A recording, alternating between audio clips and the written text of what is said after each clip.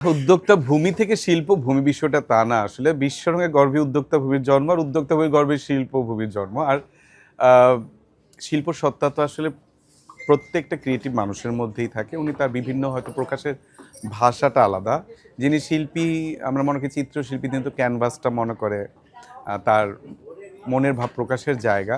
যিনি ফ্যাশনে আছেন তিনিও পোশাক বা ম্যাটেরিয়ালটাকে মনে করেন যে ক্যানভাস। ঠিক তেমনি একেকজন শিল্পী আসলে এককভাবে তার কল্পনা শক্তি আসে।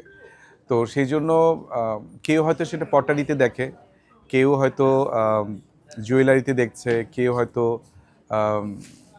নানান ধরনের উড মেটাল বা এই নানান ম্যাটেরিয়ালের মধ্যে হয়তো তারা দেখছেন।